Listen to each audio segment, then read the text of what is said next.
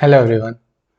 सो जो SSC aspirants का जो एक सपना होता है to secure a job and to finally be an officer, और जो उनके पेरेंट्स का एक ड्रीम होता है to see their child as an officer, तो उस सपने के लिए और उस एम के लिए एक प्रयास हमने शुरू किया है। We have started a crash course for maths preparation. क्योंकि जो जनरली नर्वसनेस रहती है वो मैथ्स को लेकर रहती है। 2018 सीजीएल में जो मेरा फर्स्ट अटेम्प्ट था वो मैथ्स की वजह से रुका था। तो मैंने जो है उसमें पूरी की पूरी प्रॉब्लम सॉल्विंग अप्रोच जो है वो चेंज की थी। सो इस क्रैश कोर्स, इस प्रयास के थ्रू जो मेरा मोटिव है वो यही है कि वो जो प्रॉब्लम सॉल्विंग अप्रोच है वो मैं कैसे न कैसे आप तक पहुंचा सकूं। तो ये जो क्रैश कोर्स है वो एसएससी सीजीएल मेंस लेवल के लिए और एसएससी सीएचएसएल प्री लेवल के लिए होगा। और if you really want to secure a job तो you have to give your 100% in this. और मेरी तरफ से fun and learning in this crash course will be guaranteed. तो इस सीरीज़ में आपको बहुत ज़्यादा मज़ा आने वाला है and let's get this journey started. तो जो हमारा कोर्स रहेगा वो मेंस मैथ्स प्रिपरेशन का रहेगा, और उसमें जो हम टारगेट कर रहे हैं वो एसएससी सीजीएल 2021 का मेंस और एसएससी सीएचएसएल 2021 का प्री। ओके, तो इसका हम मेंस टारगेट करेंगे और इसका जो है वो प्री टारगेट करेंगे। ओके, सो जो हमारा फर्स्ट टॉपिक है will begin with number system. तो पूरे नंबर सिस्टम में है क्या, लेट्स स्टार्ट विद दैट। जो स्टार्ट होता है वो होता है रियल नंबर से। तो बेसिकली सारे नंबर इसी के अंडर आते हैं। एक और होता है इमेजिनरी नंबर, जो 11th एंड 12th में पढ़ाया जाता है। उसमें आयोटा फॉर्म होती है जो कि होती है √/-1, लेकिन ये जो है वो एसएससी के दायरे से बाहर है। So we will not do this, we will focus on this one. तो रियल नंबर जो है वो क्लासिफाई कैसे हुए हैं, एक होता है रैशनल नंबर और एक होते हैं इरैशनल नंबर। तो रैशनल नंबर की जो डेफिनेशन है बहुत ही सिंपल, एवरीबडी विल नो कि पी बाई क्यू फॉर्म में होना चाहिए, जिसमें क्यू जो है वो must not be equal to 0 और जो p एंड q हैं they should belong to integer. So ये जो है वो डेफिनेशन है रैशनल नंबर की। तो इसमें दो टाइप के कैटेगरीज होती हैं रैशनल नंबर में भी। एक तो होते हैं टर्मिनेटिंग डेसिमल, क्योंकि हम फ्रैक्शन को डेसिमल में भी लिख सकते हैं, जैसे 1/2 है वो 0.5 लिख सकते हैं। तो ये जो 0.5 है ये 5 पे टर्मिनेट हो गया, अब इसके आगे कुछ नहीं है, इसलिए ये टर्मिनेटिंग डेसिमल के अंडर आता है। लाइक 3/4 इसका हो गया 0.75, ये भी टर्मिनेट हो गया, अब इसके आगे कुछ नहीं है। सो ये जो फॉर्म होती है वो होती है टर्मिनेटिंग डेसिमल्स की। जो सेकंड जो रैशनल नंबर बनते हैं वो किससे बनते हैं, नॉन टर्मिनेटिंग बट रिपीटिंग। तो ये जो है ये भी रैशनल नंबर के अंडर आते हैं। For example 0.3333 and if we continues, तो ये जो हम रिप्रेजेंट करते हैं वो किस तरीके से करते हैं, 0.3 बार। और इसको फ्रैक्शन में चेंज करने का तरीका क्या होता है कि ये जो है न्यूमरेटर में आ जाएगा और जितने भी नंबर्स के ऊपर बार होता है उतने 9 आ जाता है नीचे, तो ये 1/3 की फॉर्म बन जाती है। अनदर एग्जाम्पल वुड बी 0.2424, तो ये 242424 कंटिन्यू चलेगा और जो रिप्रेजेंट करने का तरीका होगा वो होगा 0.24 का बार। और फ्रैक्शन में अगर चेंज करना होगा तो 24 ऊपर और जितने भी नंबर्स के ऊपर बार होता है उतने 9 नीचे आ जाते हैं, तो ये कटेगा 8/33। तो ये जो है ये भी एक रैशनल फॉर्म है। तो ये जो दो कैटेगरीज हैं वो रैशनल नंबर की कैटेगरीज में आती हैं, एक हो गए टर्मिनेटिंग डेसिमल और एक हो गए नॉन टर्मिनेटिंग रिपीटिंग डेसिमल।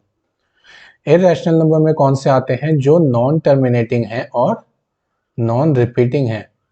ना ही वो टर्मिनेट होते हैं और ना ही वो रिपीट होते हैं। ओके, फॉर एग्जाम्पल अगर मैं कोई भी नंबर ले लूँ 0.3474789643 1 एंड कंटिन्यूस, तो ये क्या है, ये ना ही रिपीट हो रहा है, कोई पैटर्न आपको रिपीट होता नहीं दिख रहा होगा, और ना ही ये टर्मिनेट हो रहा है। तो ऐसी फॉर्म को हम बोलते हैं इररेशनल नंबर्स। इसके एग्जांपल्स क्या क्या होते हैं? जितने भी रूट के होते हैं, √3, √5, √7, √8, √6, तो ये जितने भी होते हैं वो सारे के सारे इररेशनल नंबर्स की फॉर्म में आते हैं। सो आई वांट टू आस्क कि जो पाई होता है वो रैशनल नंबर है या फिर इररेशनल नंबर है? Let's find it out. Pi की जो हम नॉर्मल वैल्यू लेते हैं वो 22/7 लेते हैं, तो ये p/q फॉर्म होगी, और p और q दोनों इंटीजर भी हैं, और q जो है वो 0 भी नहीं है। दैट इज़ वाई पाई जो है वो एक रैशनल नंबर है। ओके, लेकिन ये उत्तर हो जाएगा गलत। पाई जो है वो इररेशनल नंबर में आता है। वाई? बिकॉज पाई की जो वैल्यू होती है वो 3.142857 एंड देन इट कंटिन्यूज।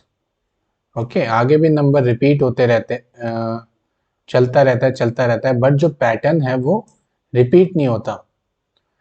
सो ये नंबर बहुत लंबा चलता रहता है, लेकिन हमें प्रॉब्लम सॉल्विंग के लिए हमने क्या किया, इसको जो है वो यहाँ तक अप्रॉक्सीमेट कर दिया कि इसके बाद हम नंबर को कंटिन्यू मान लेंगे। तो नॉर्मली हमने क्या किया, इसको फ्रैक्शन में चेंज करने के लिए जब ये बार लगता है तो ये बार लगा दिया हमने, और जब इसको फ्रैक्शन में चेंज करेंगे that comes out to be 22/7। So जो 22/7 है वो पाई की अप्रॉक्सीमेटेड वैल्यू है, रियल वैल्यू नहीं है। दैट इज वाई जो पाई जो होता है वो एक इररेशनल नंबर है। ओके,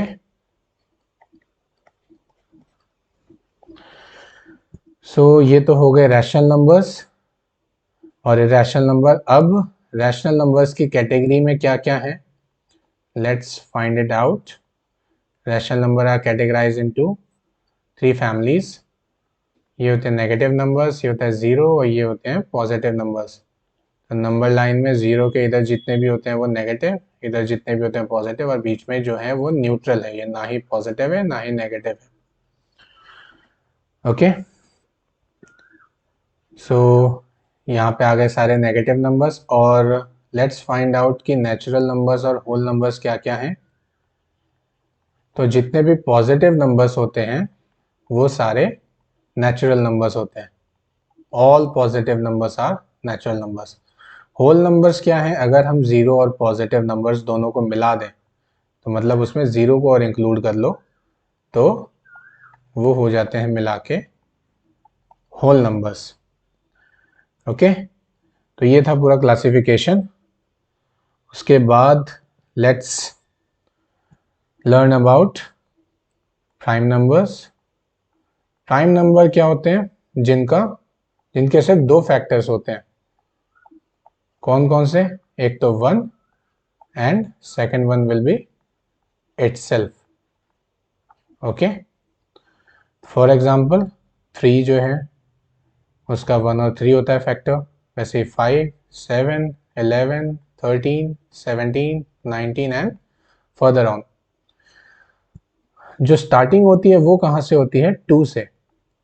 2 का भी 1 और 2 फैक्टर है बस, लेकिन इसकी एक स्पेशलिटी बस यही है कि ये एक लौता प्राइम नंबर है जो कि इवन है। तो इस पे काफ़ी अच्छे क्वेश्चन बन जाते हैं। तो ये अकेला ऐसा नंबर है जो इवन प्राइम नंबर है। ओके, 1 क्या है? 1 इज प्राइम और composite. Let's find out. See, जब 1 का देखा गया तो उसका एक ही फैक्टर निकला, क्योंकि नॉर्मली सब में 1 आ जाता है और इसमें तो 1 खुद ही था और इटसेल्फ भी वही है। दैट्स वाई, क्योंकि प्राइम नंबर की जो कैटेगरी हमने रखी थी वो 2 फैक्टर्स जो होना था वो कंपलसरी होना था, लेकिन 1 के जो है वो फैक्टर 2 नहीं है, सिर्फ 1 है. That is why 1 is not a prime number. Okay. Composite number क्या होते हैं? जिनके 2 से ज़्यादा फैक्टर हो. ओके. तो 1 जो है वो कंपोजिट नंबर की कैटेगरीज में भी फॉल नहीं करता, तो ना ही ये प्राइम नंबर है ना ही ये कंपोजिट नंबर है. दोनों फैमिली ने 1 को मना कर दिया कि ना तुम इधर आ सकते ना तुम उधर जा सकते. तो ये बेचारा अकेला रह गया. उसके बाद एक और जो चीज़ आती है वो है को प्राइम नंबर्स. अब को प्राइम नंबर्स क्या होते हैं? ये होते हैं पेयर. तो कोई भी पेयर उठा के ले लो कि 2 और 3 जो हैं, उसमें जो हाईएस्ट कॉमन फैक्टर जो होना चाहिए वो सिर्फ 1 होना चाहिए.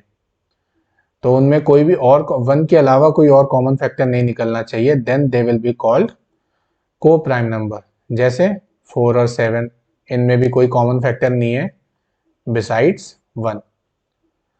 अब जैसे 12 और 18, इसमें जो एक तो 1 है कॉमन फैक्टर, एक 3 है और एक 6 है. तो 1 के अलावा अगर उसमें 3 और 6 और भी फैक्टर्स आ रहे हैं then they will not be coprime numbers. Okay. तो को प्राइम नंबर्स वही होते हैं जिनका जो कॉमन फैक्टर है वो सिर्फ 1 आए. Now we will study a little bit about prime factorisation. अब इसमें क्या है, किसी भी नंबर को ब्रेक डाउन किया जा सकता है उसके प्राइम फैक्टर्स पे. फॉर एग्जाम्पल 12 है, ये होता है 4 into 3 which will be 2 square into 3. सो 4 जो है वो प्राइम नंबर नहीं है, उसको भी ब्रेक डाउन करके हमें प्राइम नंबर पे लाना होता है. So for example 72 which will be 12 into 6 which will be 4 into 3 into 2 into 3. सो ये क्या बनेगा 2 क्यूब इंटू 3 स्क्वायर. तो ये जो है प्राइम फैक्टराइजेशन हो जाएगा किसी भी नंबर का. अब प्राइम फैक्टराइजेशन में बहुत इंपॉर्टेंट चीज़ आती है.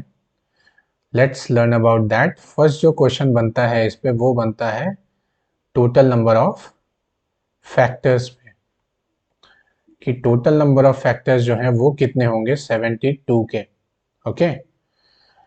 सो टोटल नंबर ऑफ फैक्टर्स जो हैं वो एक फॉर्मूला आपको पता ही होगा कि अगर कोई भी नंबर XYZ है और अगर a to the power x, b to the power y और c to the power z की फॉर्म में लिखा गया है और a b c जो है वो प्राइम नंबर्स हैं, तो उसके नंबर ऑफ फैक्टर्स क्या हो जाते हैं x प्लस 1, y प्लस 1 और z प्लस 1. इन तीनों का प्रोडक्ट जो है वो आपको नंबर ऑफ फैक्टर्स दे देता है.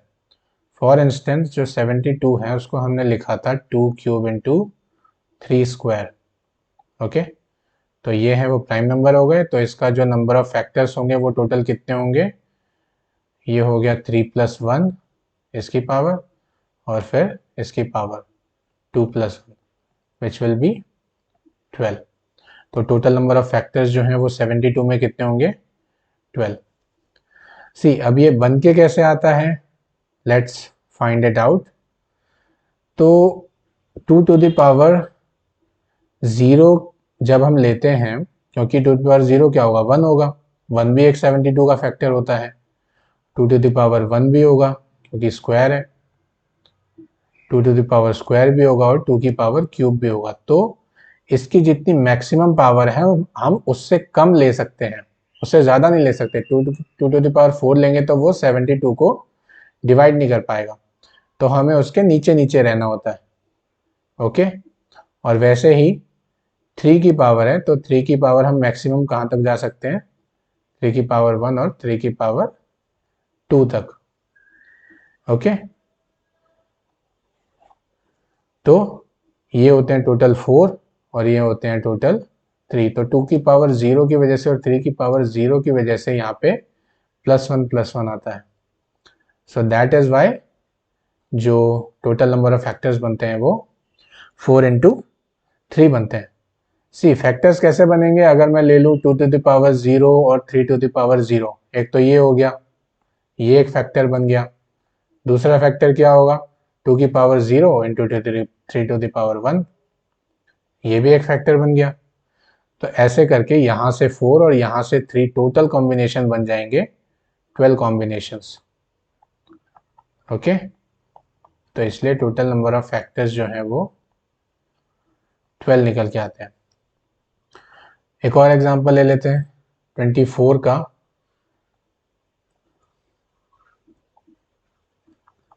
वो कैसे आएगा, वो आता है 8 इंटू 3 से, तो ये बन के आएगा 2 क्यूब इंटू 3। अब इसमें टोटल नंबर ऑफ फैक्टर्स कितने होंगे, इसकी पावर आएगी 3 प्लस 1 और इसकी पावर है 1, तो इसमें क्या आएगा 1 प्लस 1, तो ये हो गया 4 into 2 8। So total number of factors जो हैं 8 के कितने हो गए, आई मीन 24 के कितने हो गए, टोटल नंबर ऑफ फैक्टर्स 8 हैं। ओके, अब एक और चीज़ इसमें पूछी जाती है, वो होती है सम ऑफ फैक्टर्स, कि जितने भी उसके फैक्टर्स हैं उन सभी का सम क्या है। सो उसका भी एक फॉर्मूला होता है, और लेट्स लर्न कि जैसे फॉर एग्जांपल हमने 72 लिया था, इसका हमने जो बनाया था वो था 2 क्यूब इंटू 3 स्क्वायर। सो इसको हम कैसे लिखते हैं, 2 की पावर 0, 2 की पावर 1, 2 की पावर स्क्वायर और 2 की पावर क्यूब, यहाँ तक मैक्स जाना होता है, और 3 की पावर 0 प्लस 3 की पावर 1 प्लस 3 की पावर 2। अब हमें क्या निकालना है, सम ऑफ फैक्टर्स निकालना है। तो पहले होगा दिस इंटू दिस, फिर प्लस, उसके बाद दिस इंटू दिस, तो ऐसे करके टोटल नंबर्स निकलेंगे। 2 की पावर 0 3 की पावर 0 प्लस 2 की पावर 0 इंटू 3 की पावर 1 प्लस 2 की पावर 0 इंटू 3 की power square and so on. फिर ये 2 की पावर 1 से सारे कंटिन्यू होंगे। तो ऐसे करके जो फॉर्मूला हमने निकालना है वो सिर्फ ये है कि इस सभी को ऐड किया जाता है यहाँ पे। तो ये कितना हो जाएगा 1 प्लस 2 प्लस 4 प्लस 8 यहाँ पे, और ये 3 का कितना होगा यहाँ पे 1 प्लस 3 प्लस 9। सो ये कितना हो गया 8 4 12, 2 14 और एक 15, 9 3 12 और एक 13। ओके, तो ये हो गया total sum of factors. Alright, तो 72 के टोटल सम ऑफ फैक्टर्स जो हैं वो 195 निकलेगा। ठीक है, एक और एग्जांपल ले लेते हैं। फॉर एग्जांपल 24, इसका हमने निकाला था 2 क्यूब इंटू 3। इसके जो सम ऑफ फैक्टर्स निकलेंगे, सम ऑफ फैक्टर्स जो होगा वो क्या होगा, 2 की पावर 0, 2 की पावर 1, 2 की पावर स्क्वायर, 2 की पावर क्यूब, मैक्सिमम 3 तक जा सकते हैं, और इसमें 3 की पावर 0 प्लस 3 की पावर 1, क्योंकि मैक्सिमम 1 पावर है। सो इसके बाद 8 4 12, 14 और 8 15 into 3 plus 1 4, that will give you 60। Okay, so ये जो है ऐसे करके आप सम ऑफ फैक्टर्स निकाल सकते हो। प्रोडक्ट ऑफ फैक्टर्स भी जनरली आज तक तो पूछा नहीं गया है, बट प्रोडक्ट ऑफ फैक्टर्स भी you can find them out. Okay, so suppose कोई एक्स वाई जेड नंबर है, उसके जो नंबर ऑफ फैक्टर्स हैं वो हमने निकाल लिए n। Okay, number of factors.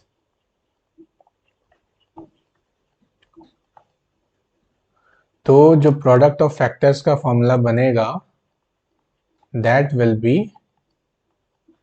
जो एक्स वाई जेड है वो नंबर, उसकी power number of factors divided by 2। Okay, so that will give you product of factors. I think ये हिडन ना हो गया हो। तो प्रोडक्ट ऑफ फैक्टर्स जो हैं दैट यू कैन फाइंड, कि कोई भी नंबर n है, उसके अगर प्रोडक्ट ऑफ फैक्टर्स निकालने हैं तो उसके पहले हमें नंबर ऑफ फैक्टर्स निकालने होंगे, then we have to divide it by 2 और उसकी पावर करनी होगी। ओके, सो फॉर इंस्टेंस जैसे हमने 24 का किया था, 24 के नंबर ऑफ फैक्टर्स जो हैं वो कितने होंगे 4 इंटू टू 8, तो टोटल नंबर ऑफ फैक्टर्स जो हैं वो उसमें 8 है, क्योंकि 2 की पावर क्यूब और 3 की पावर 1 था, तो इसका 3 प्लस 1 और 1 प्लस 1 2। ओके, तो टोटल नंबर ऑफ फैक्टर्स 8 थे, तो इसके प्रोडक्ट ऑफ फैक्टर्स क्या होगा, वो होगा 24 to the power 8 by 2, which will give you 24 to the power 4। तो ये जो है प्रोडक्ट ऑफ फैक्टर्स होंगे। Now one more thing is asked from this factors, वो होते हैं total number of even factors and odd factors। Okay, अब ये कैसे फाइंड आउट करेंगे, लेट्स सी दैट। 72 को जो हमने लिखा था वो क्या लिखा था, 2 क्यूब इंटू 3 स्क्वायर। ओके, तो जो हमने इसका पूरा ब्रेक डाउन किया था वो 2 की पावर स्क्वायर प्लस 2 की पावर क्यूब, और इसका जो था वो 3 की पावर 0 प्लस 3 की पावर 1 प्लस 3 की power square. Okay, so even factors अगर हमें फाइंड करने हैं तो उसमें हमें ऑड फैक्टर को हटाना पड़ेगा। ओके, सी जो total number of even factors या फिर टोटल नंबर ऑफ फैक्टर्स जो बनते हैं वो मैंने कैसे बताया था कि ये जो है वो पहले इससे होता है, उसके बाद जो मल्टीप्लाई होता है वो इससे होता है, ऐसे करके टोटल नंबर ऑफ फैक्टर्स निकलते हैं। तो अगर हमें सिर्फ इवन फैक्टर्स निकालने हैं तो उसके लिए इवन फैक्टर्स किस में होंगे, जब हमें 2 की पावर 1 होगा, 2 की पावर स्क्वायर होगा, 2 की पावर क्यूब होगा, क्योंकि 2 की पावर 0 जो है वो तो 1 होता है, ये इवन नहीं होगा। ओके, तो अगर हमने इवन फैक्टर्स निकालने हैं then we will have to skip this one. Okay, क्योंकि ये 1 है, अगर हमने इसको लेके चले तो 1 इंटू 3 देगा ये, तो एक 3 फैक्टर निकल के आएगा, वो इवन नहीं होगा। ओके, सो इवन फैक्टर्स निकालने के लिए हमें क्या करना पड़ेगा, 2 की पावर 0 जो कि 1 देता है उसको स्किप करना पड़ेगा। तो नंबर ऑफ इवन फैक्टर्स कैसे बनेंगे, 2 की पावर 1 से स्टार्ट हो जाएगा वो, और 2 की पावर स्क्वायर और 2 की पावर क्यूब, और इसमें तो सेम ही रहेगा क्योंकि इवन और ऑड जो है वो यहीं से डिसाइड होते हैं। ओके, तो इसमें कितने टोटल नंबर हो गए, 3, और इसमें भी 3। सो सम ऑफ नंबर ऑफ फैक्टर्स कितने हो गए, नंबर ऑफ इवन फैक्टर्स जो होंगे वो 9 होंगे। अब इसी में ऑड फैक्टर्स क्या होंगे, बस अब हमें क्या करना है, जितने भी इवन पॉसिबिलिटीज हो सकती हैं, जैसे कि ये 3, क्योंकि ये 2 देता है, ये 4 देगा, ये 8 देगा, तो सब में 2 का एक फैक्टर आएगा, और 2 का फैक्टर हमें नहीं चाहिए, तो इस बार हमें इन तीनों को स्किप करके सिर्फ इसमें एक एलिमेंट रह जाएगा 2 की पावर 0, और इसमें सारे एलिमेंट कंटिन्यू रहेंगे। ओके, तो ये हो गया 1, और ये हो गया टोटल नंबर इसमें हो गए 3, total number of odd factors हो गए 3। ओके, और टोटल फैक्टर्स कैसे आएंगे, even factors plus odd factors, तो हमने निकाला था लास्ट स्लाइड में कि जो टोटल नंबर ऑफ फैक्टर्स थे वो 72 के कितने थे, 12 थे। Okay, so this was about even and odd factors. अब अगर इनका सम निकालना है, सपोज अगर हमें इसका सम ऑफ इवन फैक्टर्स निकालना है, तो कैसे निकलेगा, इन सभी को ऐड कर दो आपस में, तो इसका क्या आएगा, 2 की पावर 1 2 होगा, इसका स्क्वायर का 4, इसका 8, और इसमें 1 प्लस 3 प्लस 9, तो ये कितना हो गया, 8 4 12 प्लस 2 14, और ये 13। ओके, तो ये हो गया पूरा सम ऑफ इवन फैक्टर्स। वैसे ही सम ऑफ ऑड फैक्टर्स क्या होगा, ये 2 की पावर 0 हो गया 1, और यहाँ पे हो गया 1 प्लस 3 प्लस 9। ओके, 9 3 12 और 1 13, तो ये हो गया सम of odd factors. All right, now one more thing which is asked from the factors topic is कि total number of वो factors which are square numbers, okay, square और क्यूब नंबर्स, कि अब वो फैक्टर्स बताने हैं जो खुद में एक स्क्वायर हो और वो फैक्टर सोर्स नंबर का। फॉर एग्जांपल जैसे हमने 72 लिया था, उसमें था 2 क्यूब इंटू 3 स्क्वायर, ओके। तो इसको हमने कैसे बनाया था, to the power 0, to the power 1, to the power square and 2 की पावर क्यूब, और इसमें 3 to the power 0, 3 to the power 1 and 3 to the power 2।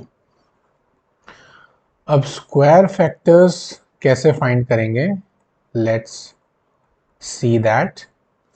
C square factors के लिए हमें उस फैक्टर में पावर जो है वो स्क्वायर होनी चाहिए। अब जैसे इसमें पावर 1 है, ये नहीं लिया जा सकता, इसमें पावर क्यूब है, ये नहीं लिया जा सकता, इसमें पावर 1 है, ये भी नहीं लिया जा सकता। सो फैक्टर्स हम वही ले सकते हैं जिसमें पावर जो है वो स्क्वायर हो, और ज़ीरो तो हम ले ही सकते हैं उसमें, क्योंकि ज़ीरो तो है वो 1 होगा, तो 1 से आप मल्टीप्लाई करोगे वही नंबर मिलेगा। तो टोटल नंबर ऑफ फैक्टर्स हमें यहाँ से कितने मिलेंगे, 2 फैक्टर्स मिलेंगे, क्योंकि to the power 0 and to the power square, और यहाँ से हमें कितने मिलेंगे, 2 factors, okay. So total number of square factors कितने हो गए हमारे पास, 4। कौन कौन से होंगे, एक तो ये होगा 2 to the power 0 into to the power 0, okay. दूसरा 2 की पावर 0 और 3 की पावर स्क्वायर, फिर 2 की पावर स्क्वायर और 3 की पावर 0, और फोर्थ क्या होगा, 2 की पावर स्क्वायर और 3 की पावर स्क्वायर, ओके। कौन कौन से बने, 1, 9, 4 एंड 36, ओके। तो ये हो गए square factors. Now total number of cube factors कैसे निकलेंगे, उसमें भी हमें वही देखना। अब हमें स्क्वायर पावर नहीं देखनी है, ना ही स्क्वायर पावर और ना ही 1 पावर।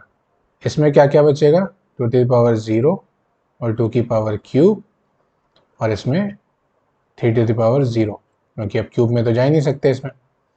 तो टोटल नंबर ऑफ फैक्टर्स यहाँ से कितने हो गए, 2, यहाँ से हो गया 1।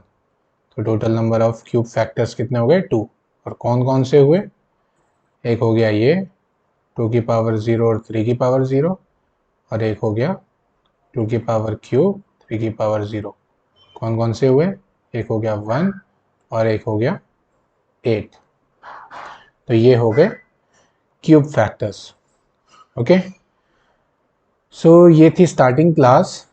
आई होप आपने काफ़ी कुछ सीखा होगा आज। नेक्स्ट क्लास में we will continue with number system, और उसमें हम पढ़ेंगे साइक्लिसिटी के बारे में, ओके। सो इस क्लास से जुड़े रहिए, अपने जितने भी फ्रेंड्स हैं जो CGL की तैयारी कर रहे हैं उन्हें भी फॉरवर्ड करिए, ताकि ज़्यादा से ज़्यादा लोग इस चीज़ का फ़ायदा उठा सकें। So till then, all the very best for your upcoming exams and stay well. Thank you so much.